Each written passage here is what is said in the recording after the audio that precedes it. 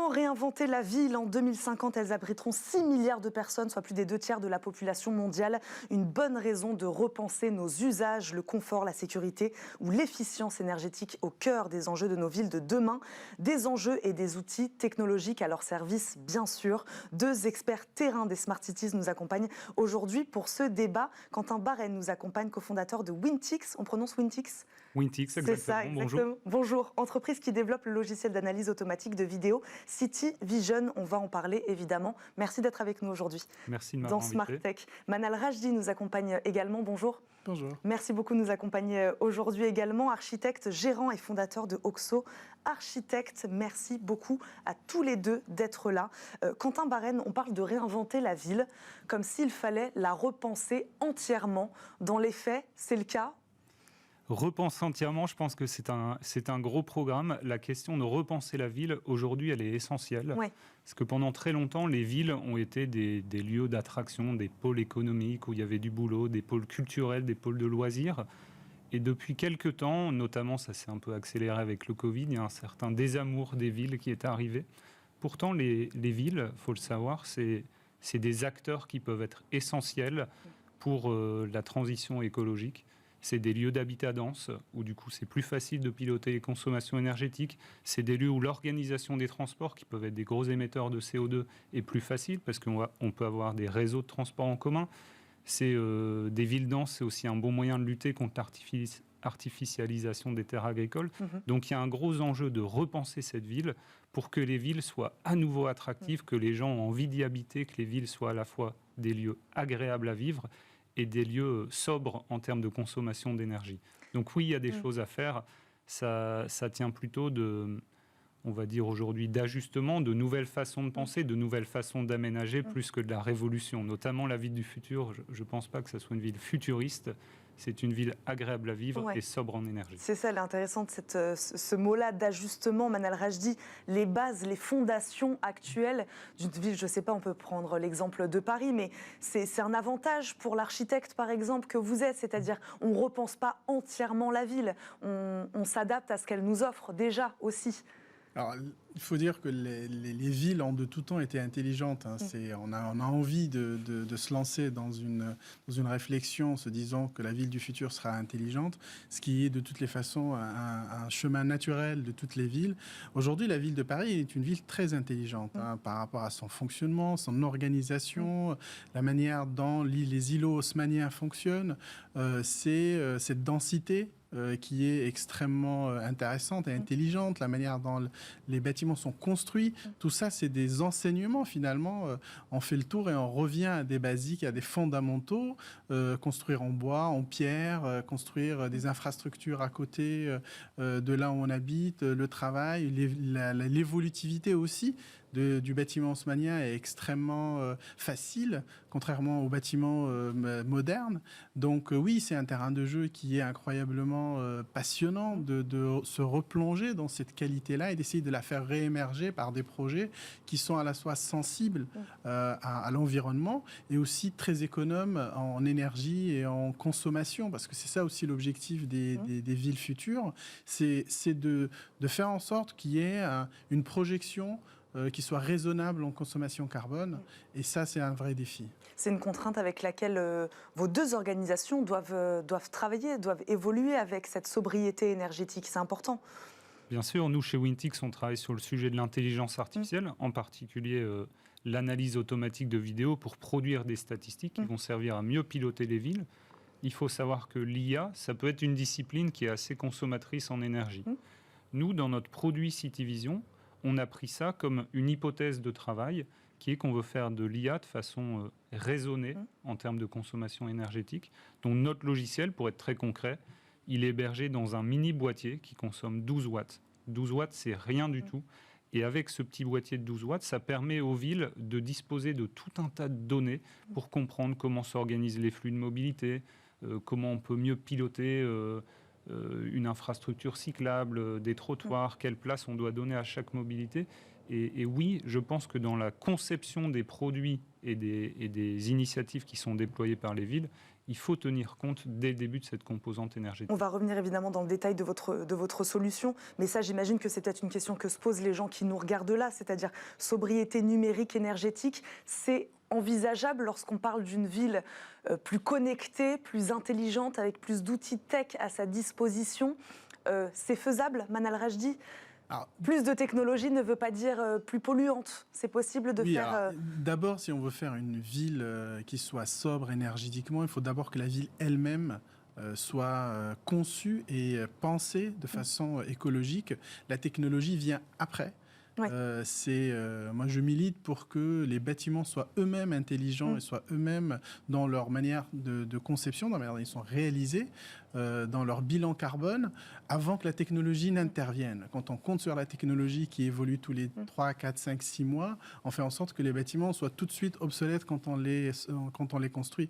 Donc il faut d'abord qu'il y ait Qu'est-ce qu'un bâtiment intelligent, alors expliquez-nous. Alors d'abord, c'est une pensée et surtout une conception bioclimatique dès le départ. Il faut savoir qu'un bâtiment doit être avec des matériaux écologiques construits.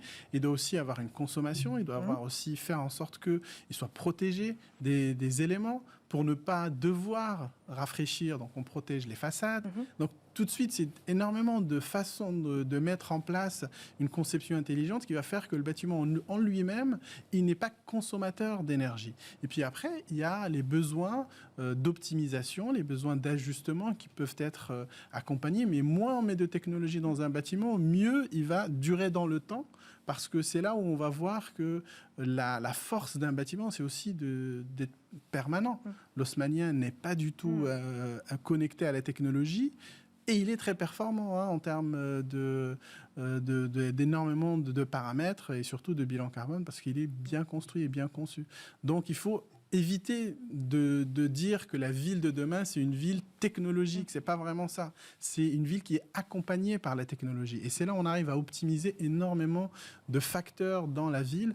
Et ça, je pense que c'est un peu la force de la ville de demain. Quentin Barène, vous êtes d'accord avec ça? La technologie, non pas pour la technologie, mais au service donc d'une ville, là aussi encore, plus intelligente. Oui, exactement. C'est pour ça que tout à l'heure, je disais que la ville de demain, pour moi, elle n'est pas futuriste. Ouais. La ville de demain, c'est des technologies qui vont servir un but, un objectif. En l'occurrence, à mon sens, des lieux agréables à vivre, qu'on doit animer, et des lieux sobres en consommation énergétique. Et la technologie, elle va aider à mieux piloter au quotidien, via tout un tas d'initiatives, des villes qui sont globalement des infrastructures existantes. Une ville, c'est composé de quoi? C'est composé de bâtiments, donc on en a beaucoup parlé. C'est composé de réseaux, des réseaux de transport, des réseaux d'énergie, des réseaux de télécommunications, tout un tas de choses qui structurent une ville aujourd'hui. Et la technologie, elle va venir en surcouche au-dessus de tout cet existant pour mieux piloter et optimiser la façon dont on gère cette ville.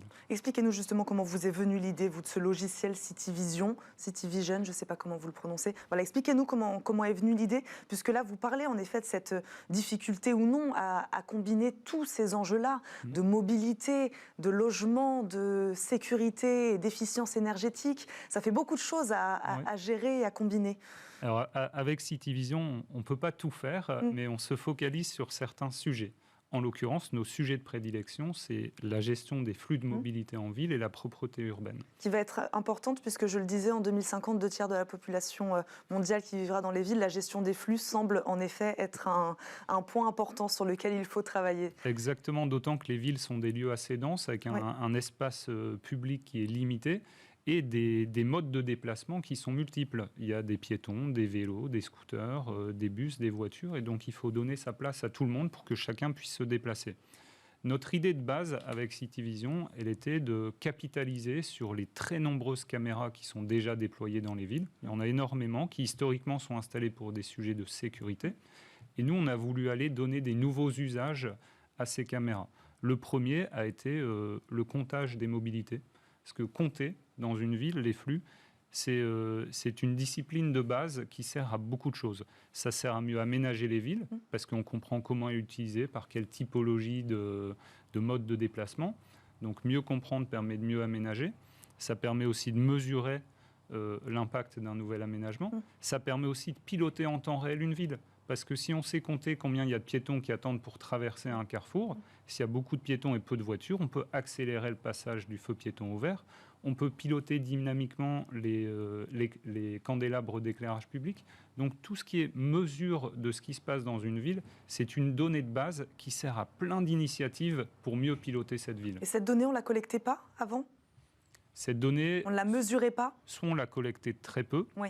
Soit on l'a collectée avec d'autres méthodes qui ne prennent pas en compte la multiplicité des villes aujourd'hui. Pour donner un exemple très précis, le comptage des véhicules motorisés, ça existe depuis très longtemps dans les villes. Ça fait au moins 30 ans qu'il y a des boucles magnétiques dans la chaussée qui comptent les voitures.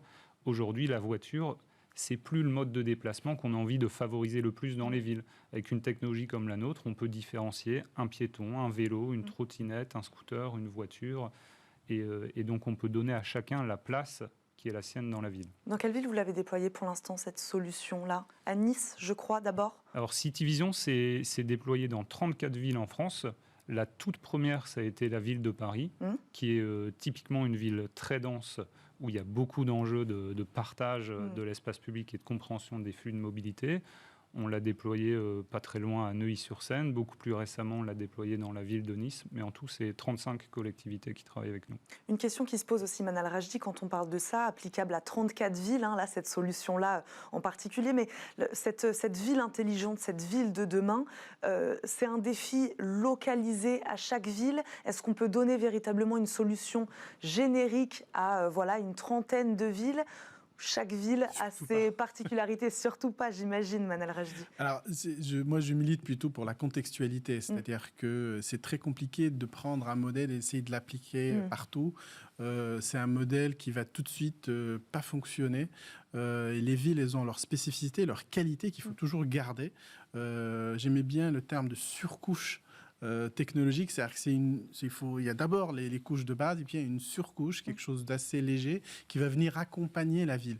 Et je pense que les villes, elles ont des ADN importantes qu'il va falloir mettre en avant, développer, améliorer. Et la technologie, c'est cette surcouche-là qui va permettre de le rendre beaucoup plus pratique. Et la vision globale dont vous parliez, je pense que c'est important de penser les territoires et penser les pays comme avec des objectifs chiffrés, calculés. On en a parlé tout à l'heure. Je pense que c'est important de se dire que si on a une ambition pour la décarbonation de la France, il ne faut pas être sur des petites micro-expériences. Il faut avoir une vision globale sur la décarbonation. Donc là, c'est une vision d'État, une vision politique, une vision des collectivités. Il faut avoir une vision des collectivités, des territoires, et de se dire, voilà, on a un objectif et il faut l'atteindre. Et pour l'atteindre, il faut avoir des données chiffrées, il faut avoir des objectifs chiffrés, et il faut avoir des raisons d'y arriver et des méthodes d'y arriver.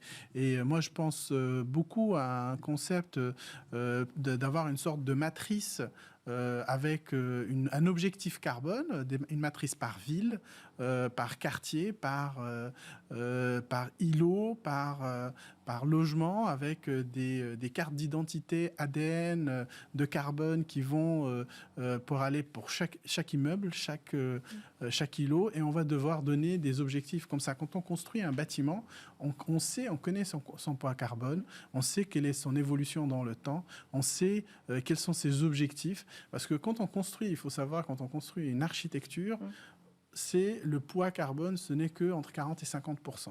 C'est l'usage du bâtiment derrière qui fait toute la différence. Donc même les bâtiments les plus intelligents, les plus écologiques, dans le temps peuvent dériver, ne pas être bien utilisés. Et donc c'est pour ça qu'avoir une carte d'identité par bâtiment et sur un ensemble d'îlots va permettre aussi d'avoir des objectifs chiffrés, ce qui va donner aussi une vraie visibilité. Et pour des gens comme mon camarade, ils vont avoir aussi une capacité de calcul et de savoir, voilà, on dérive pas, parce qu'on nous dit 3-4 degrés en 2050, c'est terrifiant, mais on ne sait pas aujourd'hui quels sont les moyens d'arriver à baisser. C'est pour ça que moi je dis il faut donner un objectif chiffré avec une vraie matrice qui va nous permettre d'atteindre ces chiffres. Justement, Manal Rajdi, donnez-nous un exemple concret, comment ça se retranscrit justement sur les nouveaux projets sur lesquels vous travaillez, par exemple, avec les collectivités. Je sais que vous travaillez sur un projet d'arbre de vie, c'est ça, à Créteil notamment. Voilà, comment ce que vous nous dites là, tous ces objectifs, notamment de sobriété énergétique,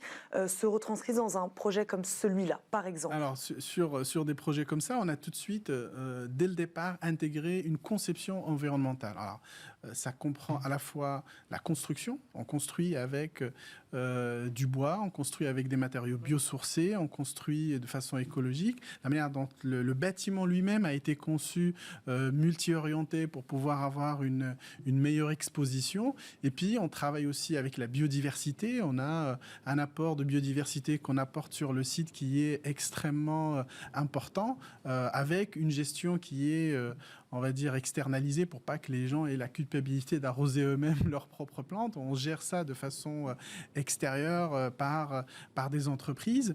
Et puis surtout, on se donne un objectif chiffré sur le poids carbone de ce complexe qui va être finalisé dans 3 ans, 2 ans et demi, 3 ans.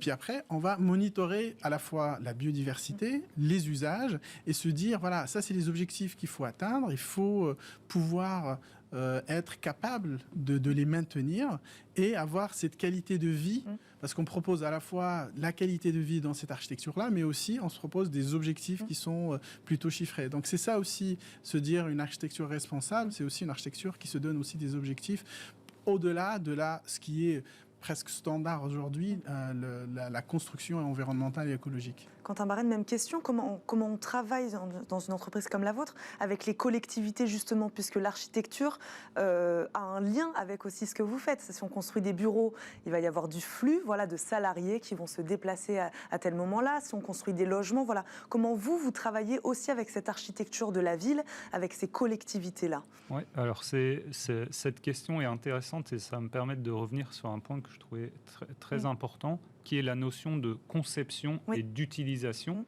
Et en fait, on le voit bien que dans des projets de ville de demain ou de réenchanter les villes, c'est un projet qui nécessairement est collectif. Collectif, ça veut dire il y a forcément une vision politique, parce que réenchanter la ville, c'est un programme de long terme, normalement. Il y a aussi les usagers de ces villes. Et dans la notion d'utilisation, on le voit bien que l'usager est au cœur de la façon dont il va s'approprier les nouvelles choses qui sont proposées dans les villes. Sur un bâtiment connecté, est-ce qu'il va se l'approprier? Est-ce qu'il va s'appuyer sur des capteurs, des choses qui permettent de mieux régler son chauffage, sa climatisation? Et ensuite, bien sûr, il y a ce qu'on peut appeler les offreurs de solutions ou les prestataires, donc des architectes, des sociétés de construction, des sociétés plus technologiques comme la mienne. Et donc, ces projets de villes du futur, nécessairement, ils sont collectifs. Après, nous, comment on s'intègre dedans? C'est une approche très partenariale. Nous, on travaille très généralement avec des villes, j'en ai cité quelques-unes, mais ce travail avec une ville, il s'appuie aussi souvent sur ce que nous, on appelle des intégrateurs systèmes, donc des sociétés qui sont spécialisées dans le branchement de solutions technologiques dans les villes. C'est historiquement des grands groupes issus du BTP ou de l'électricité, des sociétés comme Engie, des sociétés comme SPI, Vinci, Eiffage, j'en passe. Donc cette relation, elle est importante. Il est important de tisser des liens dans un écosystème existant. Manal Rajdi, il nous reste quelques secondes, mais voilà, j'aimerais aussi vous faire rebondir sur cette question du collectif pour construire la ville de demain. Travailler avec les personnes qui s'occupent de la mobilité, travailler avec celles qui s'occupent de l'énergie. C'est avec tous ces acteurs-là aussi qu'on travaille quand on travaille sur la ville de demain. Mais la ville n'est que collectif. Oui.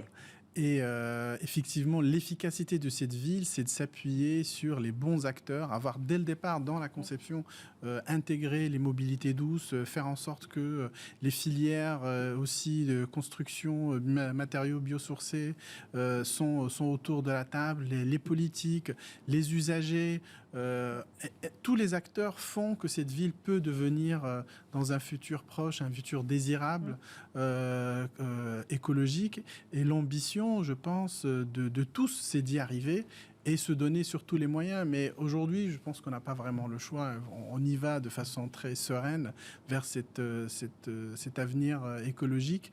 Maintenant, il faut trouver juste l'articulation la meilleure pour y arriver le plus facilement possible. Les usagers, je rebondis juste sur ce que vous dites, il nous reste quelques secondes, mais les usagers, on leur pose la question sur ce qu'ils veulent demain aussi dans la ville. Ils sont beaucoup plus moteurs, ils sont beaucoup plus engagés. Je vois les nouvelles générations, par exemple, ma fille est extrêmement engagée, sans que je la pousse, parce que qu'ils comprennent aussi les enjeux et ils savent que ça ne peut pas venir que de l'extérieur. Il faut aussi que ce soit une envie. Et quand on propose un projet environnemental, écologique à des clients, à des utilisateurs, ils vont tout de suite y aller.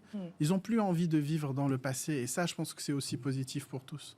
On leur pose la question aux usagers sur ce qu'ils veulent, on terminera là-dessus. C'est intéressant aussi de leur poser cette question-là. En l'occurrence, nous, avec notre solution, on ne leur pose pas la question, mais en revanche, on mesure ce qu'ils font. Ouais. Et donc, ça permet, dans la conception, de prendre en compte leur comportement et l'usage qu'ils ont de la ville. Merci beaucoup à tous les deux d'avoir répondu à nos questions aujourd'hui dans Smart Tech. Quentin Barène, je le rappelle, vous êtes le cofondateur de Wintix et Manal Rajdi, architecte, gérant et fondateur de Oxo Architects. Merci beaucoup à tous les deux d'avoir été avec nous. Merci à vous de nous avoir suivis. C'est pas complètement fini. On se retrouve tout de suite après une courte page de pub.